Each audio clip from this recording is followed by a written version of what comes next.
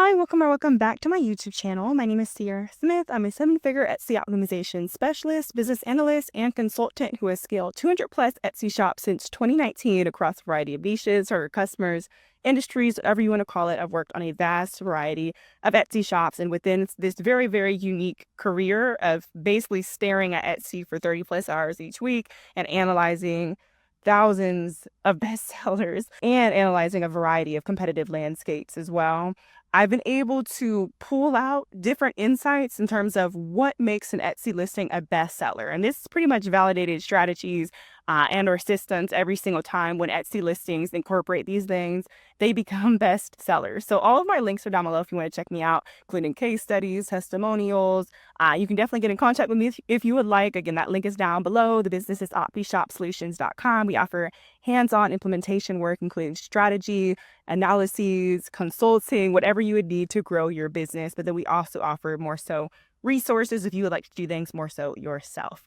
So in the part one of this whole video, what makes an Etsy listing a bestseller, we touched on pricing strategies and emotional triggers for the most part. So in this video, we're touching on the next important factors: search optimization and keywords. We're just going to start there and then move into a couple of the other ones. But as you probably imagine, SEO is really, really important on Etsy. It's the biggest pain point my clients that come to me typically have is SEO. And that's pretty much what a lot of people want to know on YouTube is Etsy SEO. So yes, everybody is right in terms of kind of worrying about it.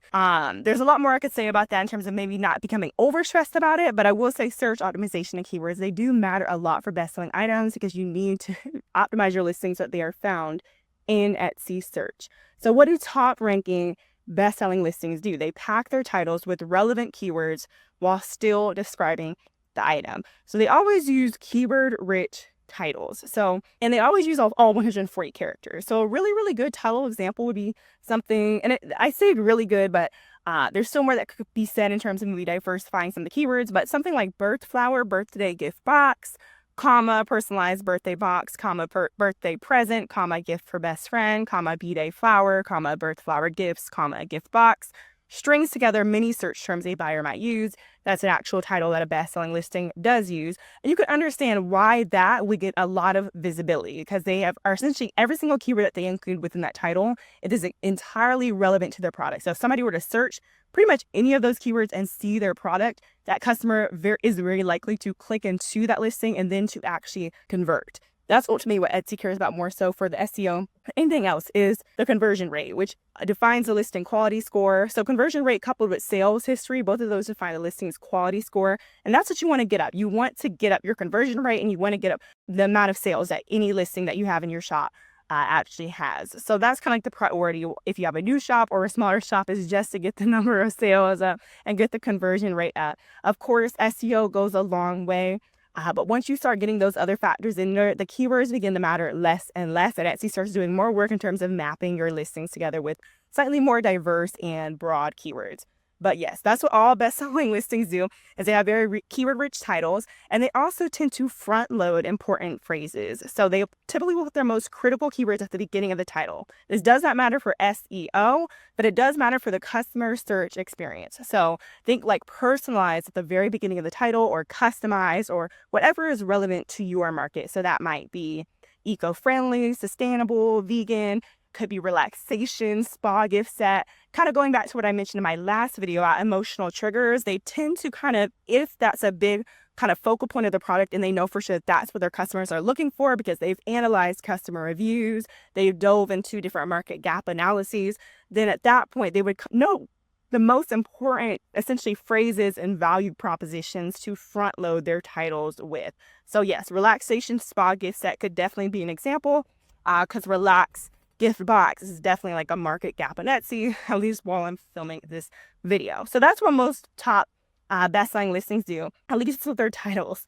But they definitely also use their tags, they use their beginning of the descriptions, and they also use their categories and attributes all to match with those keywords as well. So they typically will incorporate keywords for who and when the item is for. So words like for her, for mom, best friend, birthday gift, Christmas, Mother's Day, birthday gift, cheer up gift, which is like more so the common gifting searches, thinking of you gift. They put those things in the the tags and the top of the description as well. And then they use all 13 tags. So they don't ever leave any keyword space blank. They make sure they're filling up all 140 characters in the title, and then they're also using all 13 tags, and they're threading the same long tail, being those 3 to 4 word keywords within the beginning of the description as well. So kind of keep all those things in mind when you're setting up the SEO for your own listings. They even choose their categories wisely as well. So if you scroll to the bottom of any Etsy listing, you're going to see where that listing is categorized. So it's this listing, for example, is categorized in spa, kits, and gifts. So the best sellers, like the best-selling shops, they know that categories factor into SEO on Etsy, and they factor into the keywords that Etsy automatically generates for that listing. When I say that, you can essentially see what those keywords are under Explore More Related Searches here. You can see the keywords that Etsy is automatically generating for this listing. So this is pretty much telling you that when customers are searching for these keywords, they're seeing this listing. So definitely kind of noting even how keywords change when you select a different category for the product can go a really, really long way, because when you have spa, kits, and gifts in here, Etsy is going to do more to include like different gift box, include different gift queries, and we can also we can assess what the actual tags are that this person used. I also want to touch on related searches here at the top as well, where you can see additional keywords that Etsy is showing that listing for. So explore related searches and explore more related searches. Both of those show all the keywords that Etsy is showing the listing for. But I have Everbee's Chrome extension, and that's just an Etsy analysis tool. I highly, highly recommend it. I always use it for any project that I work on. And you just see it has this analyze listing button here. The link is in the description if you would like to try it out.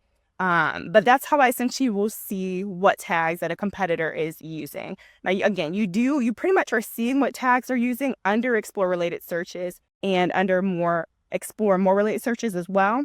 But you're still seeing the keywords that Etsy is automatically generating too. So it can really, really be helpful to see the actual manual tags that seller input, and then get a feel for how the different, like what that synergy is between the title, the tags, the category, and even the attributes that you're not seeing. Maybe that's color, maybe that's the material that they selected. I've seen it plenty of times where a listing is not mentioning like wood anywhere in their text copy, but they're showing up for those kinds of keywords, and that pretty much tells you, okay, on the back end of this listing, it's optimized for wood. Like they selected wood as the material of that product. So just looking into the SEO of this best-selling listing, you quickly understand why it's selling as well as it is.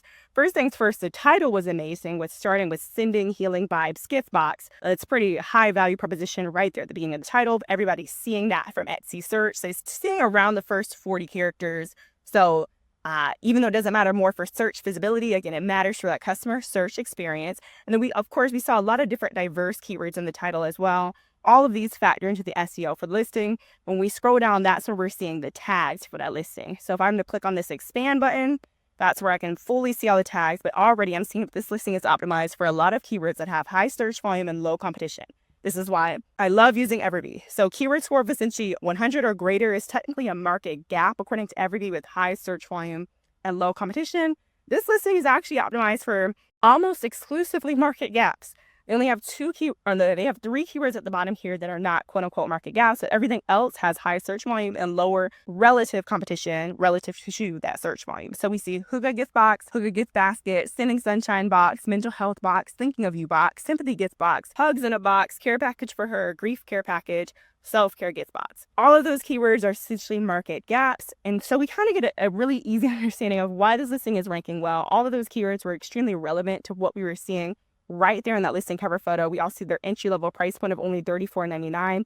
We're very much so, just based on what I kind of know about the market, because I've done some market research already, and I'm assuming you've ideally done that for your market as well. I know that entry-level price point is very competitive, $34.99, within basically all these markets. So if I were to run a search for any of these keywords, if I were to see this listing, it would look very, very competitive. And also you want to keep in mind, okay, well, Etsy is mapping these different tags together. They're mapping these different keywords together. They're using the title, they're using the attributes, and that's when you want to go back into related searches and explore more related searches to get a feel for what tags and what titles did this seller input in order for Etsy to begin automatically generating some of these tags. And to quickly know whether a keyword was auto-generated by Etsy, you could always tell if it's greater than 20 characters. So that's kind of just a little way. If you're looking at a keyword and it looks really, really long, that immediately tells you that's not something that was manually input by that seller. So I just think it's a nice little experiment to kind of go through. Like, for example, here we would see bereavement flowers and chocolate gift. We also see sympathy gets basket for two, being those keywords that are automatically generated. And we see quite a few other ones here too. But because those ones are so long, we automatically know, okay, Etsy was automatically generating those keywords based on the SEO for that listing. And we want to kind of go back in. We know for sure the listing was optimized for, we saw like the grief care package. And there was a lot of things in there, sending a hug, care package, so we kind of understand why Etsy is automatically generating some of these keywords as well. Now, the next big point is variations. All best-selling listings typically offer multiple choices within a single listing. That's basically a hallmark of bestsellers. So instead of one static product, top listings often present a variety of options to appeal to a wider audience and price range. So it typically will show multiple styles or versions. So they might have their variations being their drop-down menus. They are color, size, style, or bundle type. And this allows one listing to serve many customer preferences. So you can really click on the drop-downs of any best-selling listing. You kind of get a feel for what exactly they're offering. You can click into those different options. You can see if they've linked that variation to an image. They haven't in this case, but they probably should. And then we see greeting card option as well. We see all their greeting card options, so we understand how they're serving that vast variety of purchasing intents, all the way from Mother's Day to grief care packages. And we see get well soon for that sending healing vibes. So everything is very much so optimized for basically every customer that would click into that listing. And then we had seen the different actual boxes that they have as well that serve a variety of aesthetic preferences. And then they number each of their listing photos. So it's also very clear to customers what each variation is. You never want it to be confusing about what customers are purchasing. So a text overlay that just mentions the name of the variation, or in this case, the number of the variation, is definitely something that a lot of bestsellers do as well. And it's something you should do too, just to streamline the purchasing process. You want to maximize your market research. You can also go down, you can look at the listing images of customer reviews, and that's going to show you what variation was purchased if a customer left a photo. So if you want to look through photos and start kind of getting a quick understanding of which boxes or which greeting card options are the most popular, you can start clicking through quite a few of these listing image or review images, and you see style, greeting card option, and that's kind of when you start getting a feel for, okay, maybe I should bring this kind of competing item to the to the platform, or kind of have a feel for which to prioritize creating. So that's pretty much what every single best-selling listing does. They also always offer personalization. So there's always some kind of custom option. They have some kind of personalization box that lets customers further personalize their experience. That's pretty much a given across bestsellers for the most part. And they typically have add-ons and upgrade options. So bestsellers, they cleverly use variations to upsell. Most of the time, the entry-level price point is more so for their budget cautious shoppers. But as they start to upsell to those higher price point variations, they start leaning more into a luxury and premium feel. In this case, like a more luxurious like care package. And then they typically will also start to ask for higher profit margins. So their lower price point items will have lower price point margins, and then they will have lower profit margins, and their higher price point variations will have higher profit margins. And that's kind of how they just will balance it all out. But they typically do have, add-on and upgrade options that their shop has the highest average order value possible. And that's just a really, really important strategy as well, to make the most money out of the customers who do come to your shop as possible, while still, of course, offering value that more than justifies the price point. Now, the next point or overarching point is competitor positioning. This kind of goes without saying, but best-selling listings distinguish themselves in a crowded marketplace. And they usually do this through visual branding, unique value, and trust signals. So eye-catching thumbnail images actually tends to be the most important factor for a high click rate. And that's not surprising, but your first photo of your listing is your first impression with many of your shoppers. So top sellers invest in attractive, high-quality images that pop among dozens of thumbnails. So please, if you can afford it, do a professional photo shoot, and don't sleep on the power of artificially generated backgrounds. So photoroom.com, Photoshop, heard of different resources as well, but those two I know for sure work really, really well at swapping in very professional artificial backgrounds, and also using the Adobe Creative Suite. So Adobe Photoshop and Adobe Lightroom are both great for professionally enhancing photos. You just bring up the exposure, the contrast, the texture, the clarity, sometimes the vibrance, and that just helps a lot with really, really eye-catching thumbnail photos. Don't hesitate to play around with shadows, natural lighting, very bright or very, even sometimes more so colorful photos, just anything that can draw customers' eyes to your products. And keep in mind too that your cover photo is the most important spot for communicating value propositions because it is your listing's advertisement. So you also want to keep in mind like the actual visual presentation and composition of that photo. So whether that's like if you have items or like an item that you're selling, you might want to position it in front of a gift box. You might want that gift box to have a ribbon wrapped around it.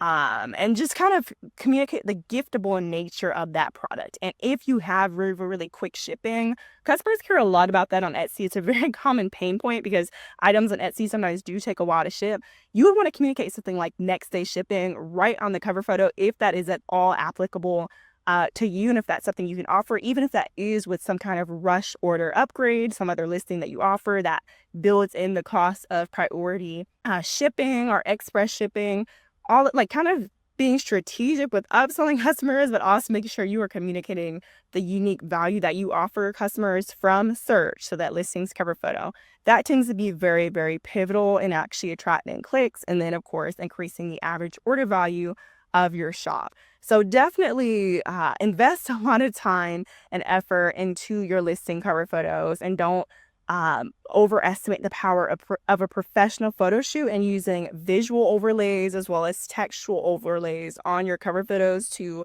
further communicate the value of your products, whether that's different customization options you offer, whether that's the fact that you offer personalization, whether that's the different materials that you offer.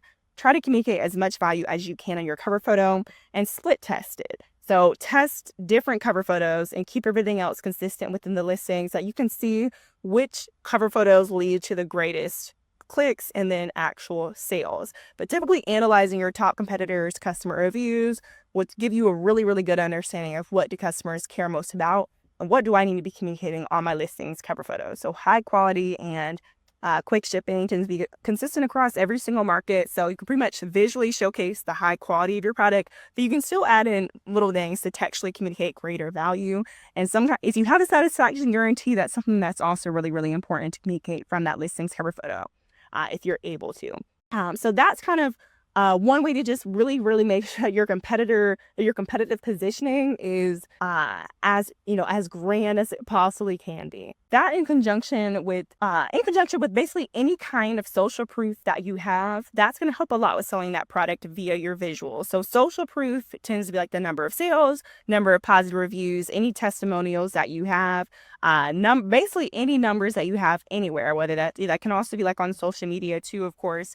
On other platforms, you have some kind of email list or who you are as the maker, what they need to know about your brand, credentials, accolades, degrees, years of experience, anything that would convey greater social proof.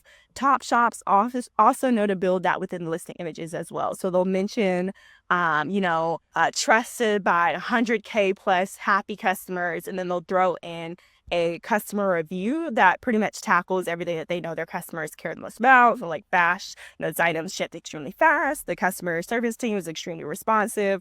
Yada, yada. So try to be very strategic with incorporating social proof as well.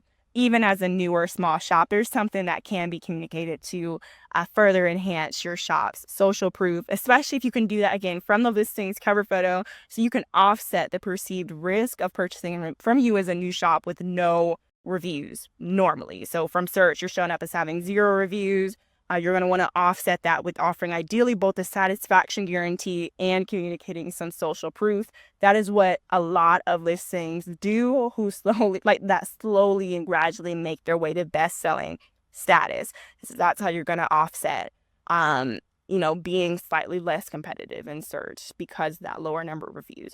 And best-selling items, they typically have a unique value proposition. That's not surprising, but they typically have done some market research to understand, again, what that solution looks like for their product for their target customer. So whether that be some kind of all-in-one relaxation kit with tea, chocolate, spa items, and again, next day shipping or handmade natural ingredients or donation to a charity with each purchase. They are clearly communicating these different tiers in their cover photo, their secondary images, their title, not always their title, but sometimes if it makes sense with the SEO objectives, and then their descriptions as well. So they have a unique selling proposition. Again, with this listing, we saw it was very, very clear with the Sending Healing Vibes gift box. Then we also see it goes on to say care package for her.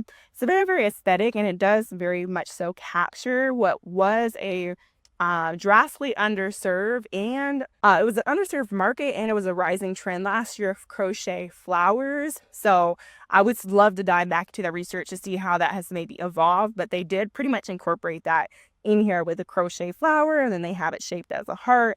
So customers' eyes are kind of drawn to it, and they built this gift set from items that pretty much have that validated demand. And again, they're selling that feeling of healing vibes in a box. So one other thing I want to touch on is the shipping. So shipping and returns, to be honest, are both really, really important for best-selling listings. But I will say not most, but a lot of bestsellers, if you want to have a greater chance of becoming a bestseller, they tend to have quicker shipping. So this listing, for example, these items ship in 3 days at minimum. You can always be strategic. You can have a lower minimum ship date and then it's like a higher maximum ship date to still keep customer expectations aligned. And it's essentially that would help you to show up as more competitive in search, because Etsy will let you filter their searches by 4-day shipping as like the minimum. So if you want your listing to show up in those searches, if customers are to filter their searches like that, then you're going to want it to be a minimum ship date that is 4 days or less. So that's kind of something to kind of just keep in mind too. But the quicker you could ship items, the better. Customers do care a lot about that. You don't have to have free shipping, but lower price point shipping does help with, it typically helps with more sales, but it's always something again, a split test, because you can also, of course, offer free shipping and just build the cost back into the base price of the listing. Or you could show up as more competitive from search, like this listing is, with this low entry level price point and then relatively high price shipping as well. So you can always kind of split test those things, and you might find it can really just vary by your market. So you might find that you actually get more sales when you have that lower entry level price point, and then that shipping as that separate cost, since the cost of shipping is not something that customers see from search. So this is just something else to split test. But yeah, typically bestsellers do offer fast shipping. And then we also kind of seeing Etsy is slowly moving more so towards giving incentives or shops that offer lower price shipping. So with US based orders, if it's an order of over $35, Etsy does prioritize shops in search that offer a free shipping guarantee, so that orders are essentially, they ship for free if that entire order is $35 or more. They'll prioritize those listings in search. And then they also, as of October 2024, they said that listings that have shipping of less than $6 rather, are also prioritized in search. And this is just for US shoppers as well. So slowly their SEO has kind of moved to prioritize lower price shipping as well. So that's something to keep in mind too when you are trying to decide on shipping costs. Is just to keep those things in mind and kind of decide what prices maybe need to be built, or rather what costs need to be built back into like the base prices of your listings, so that you're not hurting your visibility potential. And I did briefly mention returns. Now, free returns is not something that most bestsellers on Etsy offer, because most bestsellers on Etsy are personalized items. But as a new shop or a small shop, offering free returns and or exchanges can really make or break your business. Like, not your business, but it can really make or break your listing's performance, especially when you have little to no reviews. Offering that free shipping and including that within like that satisfaction guarantee I had mentioned, it can just so drastically help with your listing's conversion rate. So it's something to consider if you're at all able to kind of run the risk of potentially eating those costs. But keep in mind that if you have a really, really high quality product and it's not misrepresented by the listing itself, then typically you're not going to end up eating those costs. But I will say, typically offering that satisfaction guarantee, it more than pays for itself, just through the increase in sales that it causes for a smaller or a newer shop. Now, if you are looking for Etsy SEO and listing optimization guides and a step-by-step process for Etsy success, product ideation, design tips, marketing competitor analysis strategies, as well as customer service and upselling strategies, and even a strategy to kind of get your first 100 to 1,000 sales on the platform.